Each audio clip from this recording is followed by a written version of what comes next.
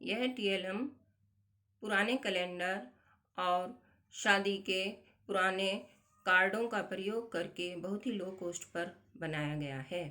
इस टीएलएम के माध्यम से संस्कृत में साधारण वाक्य बनाना बहुत ही आसानी से बच्चों को सिखाया जा सकता है। इसके साथ हमने कुछ ये सर्वनाम कार्ड बनाए हैं। इसमें इनके हिंदी अर्थ भी लिखे हुए हैं और कुछ ये हमने पट धातु के वर्तमान काल के धातु रूप बनाए हैं। अब हम आपको समझाते हैं कि यह टीएलएम किस प्रकार हम प्रयोग करेंगे। सबसे पहले हम बच्चों को सर्वनामों के विषय में बताएंगे कि प्रथम पुरुष एक वचन में हम सह सर्वनाम का प्रयोग करते हैं, जिसका अर्थ होता है वह। प्रथम पुरुष द्विवचन में तौ, जिसका अर्थ है वे दोनों। प्रथम पुरुष बहुवचन में ते, जिसका अर्थ है वे सब। इसी प्रकार मध्यम पुरुष एक वचन में त्वम, जिसका अर्थ होता है तुम। द्विवचन में युवाम, जिसका अर्थ है तुम दोनों। बहुवचन में यूयम, जिसका अर्थ है तुम सब। उत्तम पुरुष एक वचन में अहम, जिसका अर्थ है मैं। द्विवचन में आवाम, जिसका अर्थ है हम दोनों। और बहुवचन में वयम का प्रयोग हम करते हैं, जिसका अर्थ होता है हम सब।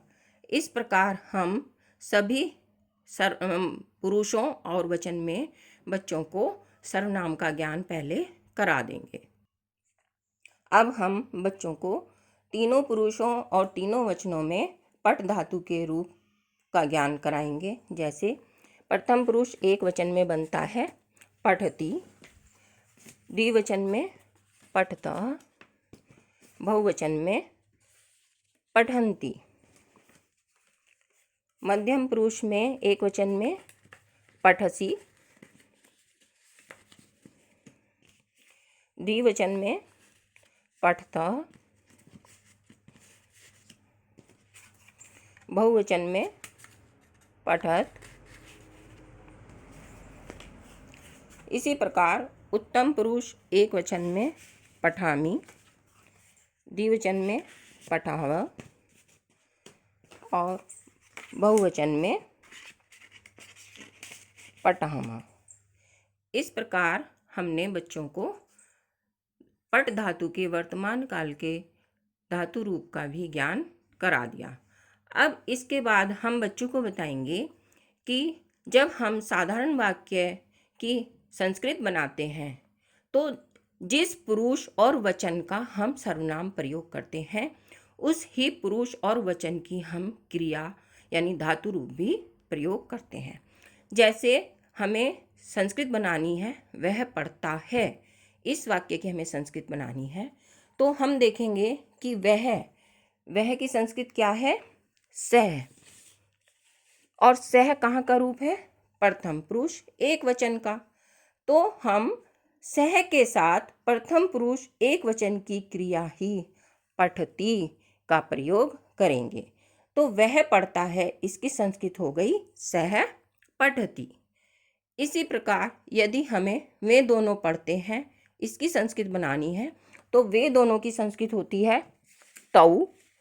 और तौ जो है हमारा प्रथम पुरुष द्विवचन का रूप है और प्रथम पुरुष द्विवचन में हमारा पट धातु का रूप बनता है पठतः।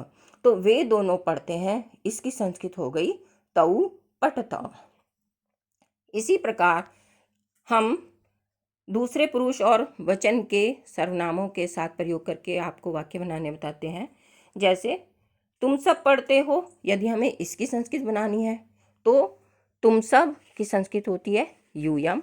और यूयम हमारा मध्यम पुरुष बहुवचन का रूप है और मध्यम पुरुष बहुवचन में पट धातु का रूप बनता है पठथ। तो तुम सब पढ़ते हो, इसकी संस्कृत बनेगी यूयम पठथ। इसी प्रकार मैं पढ़ता हूँ, इसकी संस्कृत बनाने के लिए हम देखेंगे कि मैं की संस्कृत होती है अहम। और अहम हमारा उत्तम पुरुष एक वचन का रूप है और उत्तम पुरुष एक वचन में पठ धातु का रूप बनता है पठामी। तो मैं पढ़ता हूँ, इसकी संस्कृत बनेगी अहम पठामी।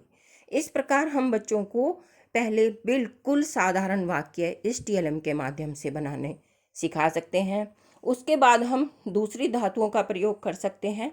जैसे अगर हमें वाक्य बनाना है कि तुम खेलते हो, हमें इसकी संस्कृत बनानी है, तो खेल धातु का मध्यम पुरुष एक वचन का रूप बनता है खेलसी।